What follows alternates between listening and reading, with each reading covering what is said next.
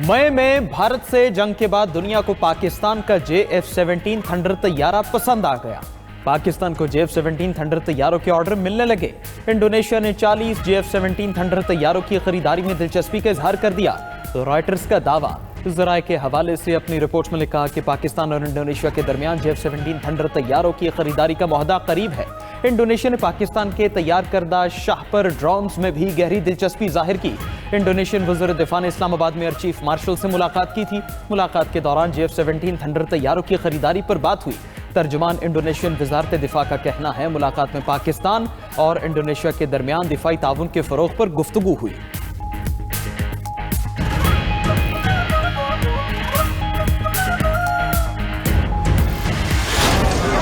Iran मुज़ाकरात करना चाहता है, मुलाकात का इंतजाम किया जा रहा है। ईरान के खिलाफ बहुत ताकतवर ऑप्शंस पे गौर कर रहे हैं। फौज ईरान के मामले को देख रही है। ईरानी अपोजिशन लीडरों से राब्ते में है। अमरीकी सदर ट्रंप ने मीडिया से गुफ्तगू करते हुए कहा, तेहरान हमारी रेड लाइन अबूर कर रहा है। एहतजाजी सूरत हाल पर हर घंटे में ब्रीफिंग दी जा रही है। ईरान में इंटरनेट की बहाली के लिए एलॉन मस्क से बात करेंगे। उधर यूरोपीय यूनियन की ईरान पर मजीद सख्त पाबंदियां आयद करने की धमकी।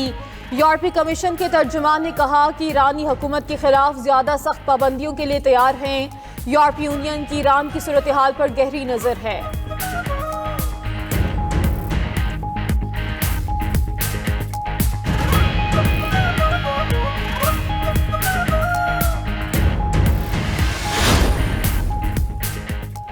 गुरूर में डूबा एक शख्स पूरी दुनिया के फैसले कर रहा है। फिरौन, नमरूद और रजा शाह के साथ जो हुआ वही ट्रंप के साथ होगा। ईरानी सुप्रीम लीडर आयतुल्लाह खामेनी के ट्रंप के बयान पर रद्द-ए-अमल। ईरानी वज़ीर ख़ारिजा अब्बास अराग़ची ने कहा कि जंग और मुज़ाकरात दोनों के लिए तैयार हैं। मुज़ाहिरीन के मुतालबात जायज़ थे, हुकूमत उन्हें सुन भी रही है। सदर ट्रंप ने मुदाखलत की बात की। ट्रंप को मुदाखलत का मौका फराहम करने के लिए पुरतशद्दुद मुज़ाहरे हुए। मुसल्लह अफराद ने मुज़ाहिरीन और सिक्योरिटी एहलकारों को कत्ल किया। पुरतशद्दुद मुज़ाहरों के बाद सूरत हाल अब मुकम्मल कंट्रोल में है। इंटरनेट सर्विस दोबारा शुरू की जाएगी।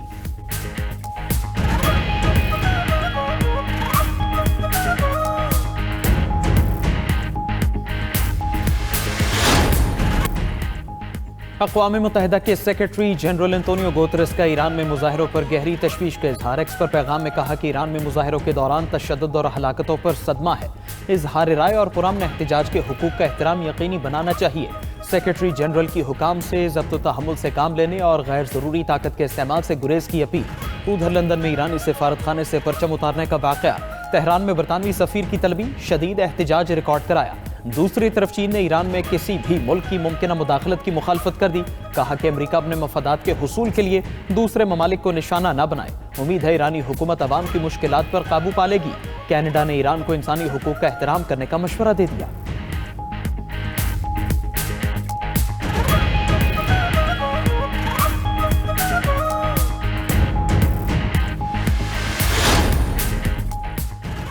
स्पेशल इकनॉमिक जोन्स ऑर्डिनेंस सदर के दस्तखत से जारी हुआ या नहीं, नया तनाज़ा शुरू। कौमी असम्बली में पीपल्स पार्टी का ऑर्डिनेंस सदर के दस्तखत के बगैर जारी होने का इल्ज़ाम। एहतजाजन ऐवान से वॉकआउट। पॉइंट ऑफ ऑर्डर पर बात करते हुए पीपल्स पार्टी के नवीद कमर ने कहा कि ऐवान सदर की मंजूरी के बगैर ऑर्डिनेंस जारी हुआ। पीपल्स पार्टी ऐसी कानून साजी की मुखालफत करती है। इत्तेहादी जमात होने के बावजूद पीपल्स पार्टी को एतमाद में नहीं लिया गया। आईन और कानून के मुताबिक ऑर्डिनेंस का इजरा सदर के दस्तखत के साथ होना चाहिए। हुकूमत ने अपनी मर्जी से ऑर्डिनेंस जारी करना वतीरा बना लिया। Chairman peoples party Bilawal Bhutto ने पार्लिमानी पार्टी का इजलास बुला लिया। पार्लिमानी पार्टी इजलास में हुकूमती रवैये पर गौर होगा। अपोजिशन लीडर कौमी असम्बली की तैनाती का अमल शुरू। वफाकी हुकूमत ने महमूद तशफ़ी की बतौर अपोजिशन लीडर तैनाती की मंजूरी दे दी। स्पीकर कौमी असम्बली ने अपोजिशन लीडर की तकर्री का शेड्यूल जारी कर दिया। कौमी असम्बली इजलास में गुफ्तगू करते हुए स्पीकर अय्याज सादिक ने कहा कि अपोजिशन लीडर का प्रोसेस अब शुरू करना पड़ेगा। अपोजिशन लीडर के लिए दरखास्तें कल तक जमा कराई जाएंगी। कायदे हिज़्ब इख्तिलाफ के लिए गिनती का अमल परसों होगा। जांच पड़ताल के बाद कायदे हिज़्ब इख्तिलाफ के नाम का ऐलान कर दिया जाएगा। अपोजिशन के चीफ विप आमिर डोगर बोले, हमने अपोजिशन लीडर के लिए महमूद तशफ़ी का नाम भेज रखा है। इस पर स्पीकर बोले, अपोजिशन लीडर की नाअहली के बाद मामला अदालत में था, अब केस वापस ले लिया गया है। आप अपोजिशन लीडर का नाम दोबारा जमा करा दें ताकि प्रोसेस आगे बढ़ सके। कौमी असम्बली के इजलास जुमा 23 जनवरी तक जारी रहेगा।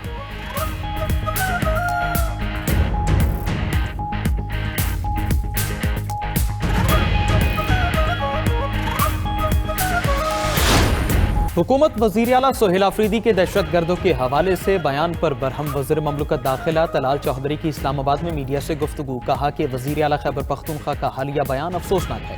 दहशत गर्दों के हिमायतियों को उठाकर बाहर फेंकेंगे। दहशत गर्दों से इतनी हमदर्दी है तो अफगानिस्तान चले जाए। PTI की कोशिश है कौमी पॉलिसी में बहम पैदा करे। क्या सोहेल आफरीदी को अभी तक नहीं पता कि दहशत गर्दी कहाँ से हो रही है? PTI तर्जमान खुलकर दहशत गर्दों की मजम्मत नहीं करता। 11 साल में PTI के किसी ओहदेदार या रहनुमा पर हमला नहीं हुआ। कौमी बयानिए के खिलाफ इबहम बर्दाश्त नहीं किया जाएगा। वज़ीर आला खैबर पख्तूनख्वा अंडर 19 बच्चा है, इसे बात करनी नहीं आती, बात करता है तो फिर मुआफी मांगता है।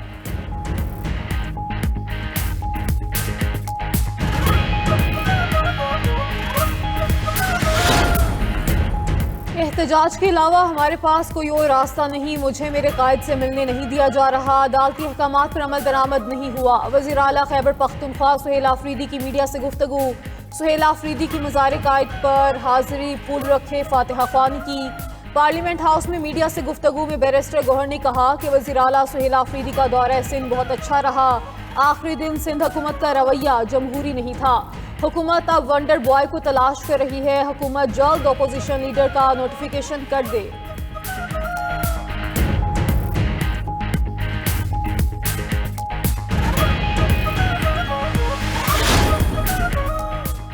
वज़ीर इत्तलात अता तारड़ की सोहेल आफरीदी के बयान की मजम्मत। बयान में कहा कि तहरीक इंतशार दहशत गर्दों की सहूलतकारी करती है। सोहेल आफरीदी अफगानिस्तान के तर्जमान बने हुए हैं।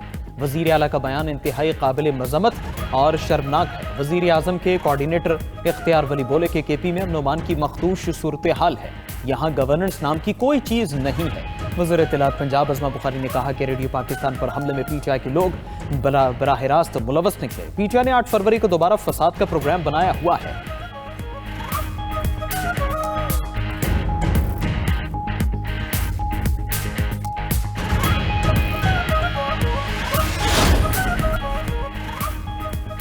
Chief justice Pakistan justice Yahya Afridi की ज़ेर सदारत जुडिशल कमीशन का इजलास। इस्लामाबाद हाईकोर्ट के 3 जजेस को मुस्तकिल कर दिया गया। जस्टिस इनाम अमीन मिन्हास, जस्टिस आजम खान और जस्टिस मोहम्मद आसिफ को मुस्तकिल करने की मंजूरी।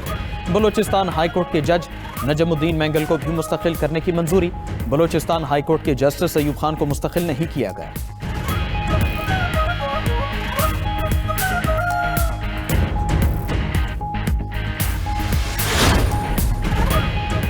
वज़ीर-ए-आज़म शहबाज शरीफ का नैफटेक की कारकर्दगी पर इज़हार इत्मीनान। तकनीकी और फ़नी तरबियती प्रोग्राम्स के नए अहदाफ का तयन करने की हिदायत कर दी। वज़ीर-ए-आज़म की ज़ेर सदारत पेशावराना तरबियत के नए मुतारिफ करदा इकोसिस्टम पर जायजा इजलास। शहबाज शरीफ ने कहा कि पाकिस्तानी नौजवान अफरादी क़ुव्वत सलाहियतों से माला माल हैं। खलीजी ममालिक में अफरादी क़ुव्वत की खपत के लिए तेज़ी लाई जाए। वज़ीर-ए-आज़म शहबाज शरीफ की ज़ेर सदारत NITB के अमूर पर भी जायजा इजलास। वज़ीर-ए-आज़म ने टेक्नोलॉजी के इस्तेमाल से शहरियों को हुकूमती सहूलियात तक रसाई मज़ीद आसान बनाने की हिदायत कर दी। हज के तमाम ज़रूरी मराहिल को मुकम्मल डिजिटाइज करने की भी हिदायत।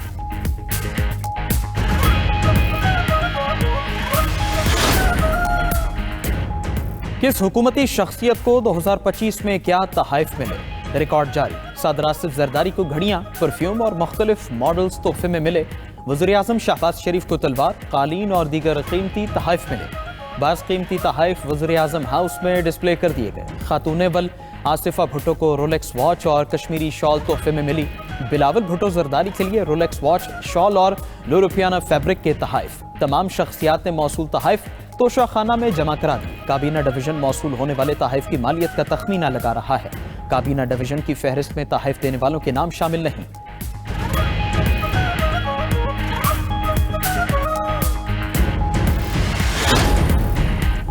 कारोबार और एक्सपोर्ट में इजाफे के लिए इमरजेंसी इकदाम। IMF से नई डील के बगैर ज़र मुबादला हासिल करने का प्लान। प्लानिंग डिवीजन की मुतल्लिका कमेटी ने मनसूबा फौरी इस्लाहात की मंजूरी दे दी। टैरिफ की तश्कील 9 के जरिए मौजूदा मुल्की एक्सपोर्ट को 30 से 60 अरब डॉलर हासिल करने का 3 साला मनसूबा शुरू किया जाएगा। 20 एक्सपोर्ट आइटम्स को सहूलत देकर ज़र मुबादला में इजाफा यकीनी बनाया जाएगा।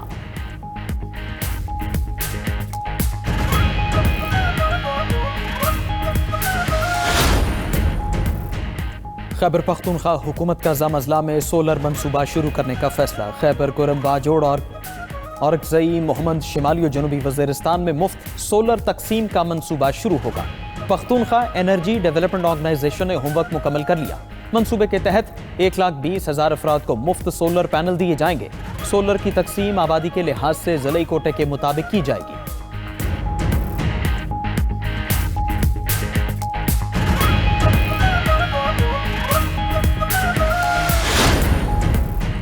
वज़ीर आला सिंध से वज़ीर आज़म की मुआवनी खसूसी हारून अख्तर की मुलाकात। छोटी और दरमियानी सनतों की तरक्की और अमूर पर तबादले ख्याल। विफाक और सिंध हुकूमत का छोटी सनतों की तरक्की के लिए इश्तराक करने पर इत्तफाक।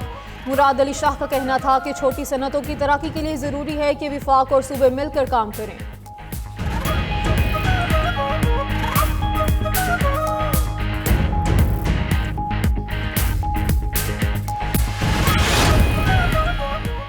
लाहौर हाईकोर्ट का नासिर बाग को असल शक्ल में बहाल करने का हुक्म। लाहौर हाईकोर्ट में इस मौक़तदार केस की समाअत। जस्टिस शाहिद करीम ने रिमार्क्स दिए, दरख्तों की शाखें काटने की इजाज़त किसने दी? किसी वजह से दरख्त काटने हो तो डीजी पार्क्स की इजाज़त लाजिम होगी। नासिर बाग की तारीखी हैसियत को मद्देनजर रखते हुए असल शक्ल में बहाल किया जाए। दरख्त काटने वाले डायरेक्टर प्रोजेक्ट समेत 3 एहलकारों को मुअत्तल कर दिया। समाअत 16 जनवरी तक मुलतवी।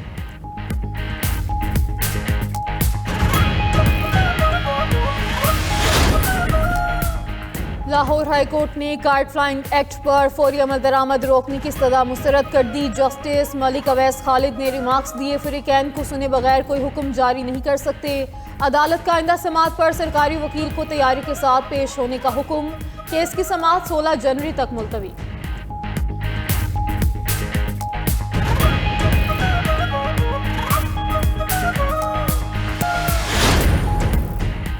डेनमार्क ने ग्रीनलैंड पर अमरीकी कब्जे की धमकियों को नाकाबिले कबूल करार दे दिया। वज़ीर आज़म डेनमार्क का कहना है कि ट्रंप की धमकी के बाद हम तारीखी मोड़ पे खड़े हैं। अमरीका की इत्तेहादी को धमकियों ने नाटो की बुनियादों को हिला दिया। अगर अमरीका ने मगरबी इत्तेहाद से मुंह मोड़ा तो सब कुछ खत्म हो जाएगा।